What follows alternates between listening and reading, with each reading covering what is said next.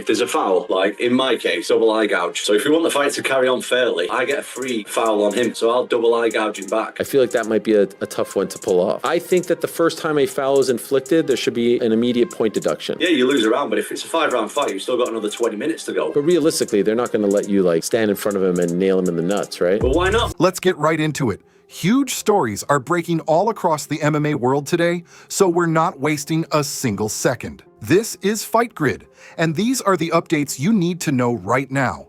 Islam Makhachev just sent a message to the entire welterweight division without saying a word. He posted new training footage, and it's the kind of footage that makes contenders rethink their career choices. Islam is moving like a man already in championship shape, flowing through takedowns, smashing pressure passes, locking in submissions with zero hesitation, and controlling every exchange as if he's sparring amateurs. What's wild is that this doesn't look like early camp. This looks like Islam in that 2 weeks before a title fight rhythm where everything is sharp and automatic. The room around him tells the story.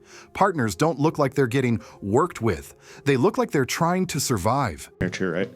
Congratulations. I know this is a moment you've dreamt of for your entire career as long as we've talked to you. How good does it feel to have it happen compared to all your dreams about it? Feel so happy. I stay now, like, try to control, but it's the biggest day in my life and so happy to be double UFC champion in Madison Square Garden. And what I told all fight week is my dream today. Islam's pace doesn't dip. His transitions don't stall. Every round ends with someone tapping or getting folded into the mat. He said his goal for 2025 is simple: stay active, defend the 170 belt, and dominate another division the same way he ruled lightweight. Judging from this footage, the man is already halfway there. Before we jump into the next story, hit that like button and subscribe. It helps the channel more than you think, and it makes sure you never miss a Fight Grid update. Khabib just revived one of the greatest unfinished rivalries in MMA history. He dropped the full audio of the UFC 209 conference call, the legendary back and forth where Tony Ferguson absolutely lost it, while Khabib stayed calm, patient, and laser-focused. Hearing the complete recording now, uncut, makes it even better. Khabib keeps hitting him with sharp, calculated lines. "You have fake belt, Tony?" "Fake belt." Tony fires back, pacing around, yelling, talking about training mid-call and escalating with every sentence. It's the contrast that makes the clip iconic. Tony sounds like a man trying to fight a war over the phone, while Khabib treats every insult like a mild inconvenience. You can hear Tony losing composure in real time, and you can hear Khabib controlling the entire conversation without raising his voice. This kid's a bully. He's never been in a street fight, never actually been thrown into a trash can or any kind of like that. So now you're fucking with somebody that you don't want to. You don't have to bring sunglasses. In street fight, I can eat you. You understand? Nah, who are you? You never fight in. You American guy. In American, you cannot fight in street. There we go. I am from real mountain. I can eat you in street fight. What are you talking? All you Americans, right, that are cheering for this little bitch? I don't care. All Americans. They know. Love you. They know where I'm from. I can eat you in street fight. This wasn't trash talk. This was pure character study, a snapshot of why fans still call this the greatest fight that never happened. Another major wave hit today. Conor McGregor's suit from 2023 has been dismissed permanently. A new filing revealed the accuser dropped the case voluntarily, and because it's dismissed with prejudice, it cannot be brought back. The file is closed. Legally dead. The accuser cycled through multiple attorneys over the last 2 years. Meanwhile, police never filed charges, and McGregor denied everything since day one. His attorney openly called the allegations fake and said the lawsuit crumbled because there was nothing to support it. For McGregor, this couldn't come at a better time. He's been trying to set up a 2025 return, pushing to headline a major card, and this case has been hanging over every public appearance he's made. With it gone, he enters the new year without a legal cloud overhead, and that absolutely strengthens his negotiating position with the UFC. Conor loves momentum, and today, he got a big piece of it back. Tom Aspinall finally addressed Dana White's post-fight comments about UFC 321, comments that hinted Tom didn't want to continue after the eye poke. That small suggestion triggered a wave of criticism, and fans began debating whether Dana was subtly calling him out. You know, he had Tom bloodied up. Tom didn't want to continue in the fight, so. Slightly disappointing because he hadn't spoke to me. He was already giving updates on my health and he had no idea what had gone on. So disappointing, mate, disappointing. I was very disappointed. Tom didn't explode, but he didn't hide his frustration either. He made it clear he didn't appreciate the implication, but he stopped himself from escalating. Then Henry Cejudo stepped in with the bluntest advice of the week. Do not argue with the promoter. You will lose every time. Cejudo spoke from experience.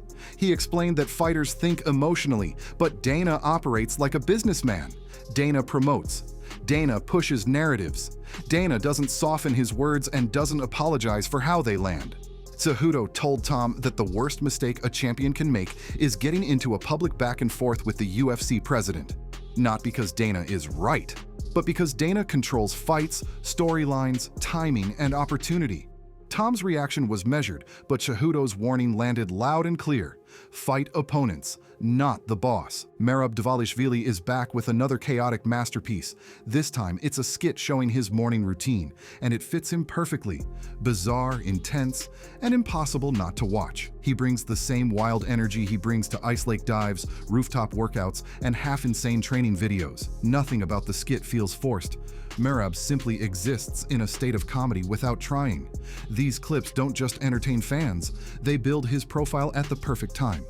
In this stage of your career, holding the belt, do you prefer, this more, respectful build-up, or do you often enjoy when maybe a fighter lights, a little fire under your eyes? No, I never like this make dramatic or something, It's a fight, we are professional fighters and people will watch anyways, Then it was one guy, the spoiled guy who called me after our fight. He said, "Oh, Merab, don't post picture of me. It was we just build the fight." Or I'm like, bro, why you did this? You don't need to do this. With his next fight approaching, Merab is stacking personality highlights almost as fast as he stacks takedowns. If Merab's skit wasn't enough, his press conference moment with Petr Yan took things to another level. These two cannot share a stage without turning it into a roast battle. Merab started things off by inviting Yan to join him in a jacuzzi after the fight, and Yan shut it down cold, saying Merab's jacuzzi is always full of guys, and he's never even seen Merab with a girl. The room erupted. Merab tried flipping it back, but Yan doubled down and roasted him again for that infamous video where he dove headfirst into a frozen lake. These two aren't just rivals. They irritate each other on a spiritual level. But here's the real takeaway. This is good promotion. It feels real, organic, and unpolished. The kind of tension fans actually care about.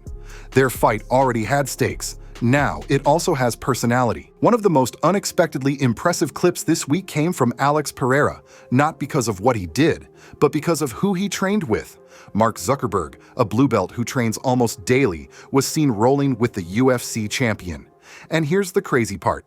Zuck actually looked solid, composed, focused, technical. You can tell he's been training long enough to develop real timing. Of course, Pereira wasn't using even a fraction of his power, but that's not the point. Zuckerberg wasn't there to pose for cameras. He was genuinely trying to improve, flowing through positions, and treating the role seriously. When billionaires train like actual martial artists, it becomes clear which ones are hobbyists and which ones are just tweeting. And now, the controversy that has the MMA world split. A video surfaced showing Alex Pereira knocking out a sparring partner. Immediately, the internet lit him up, saying he went too hard, crossed the line, or lacked control. Then Mike Perry stepped in, and the entire conversation changed.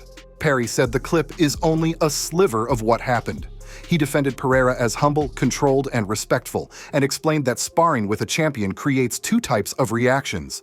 You either freeze because you're sharing a cage with a monster, or you overcommit because you're trying to prove something.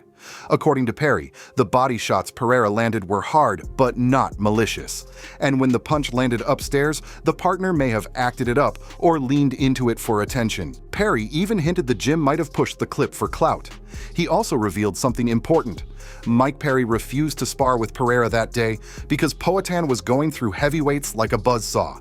When a guy like Perry, who loves chaos, says not today, you know the session was different. If you enjoyed the update, hit that like button and subscribe. Fight Grid brings you the sharpest, fastest, and cleanest MMA coverage daily, and we're just getting started.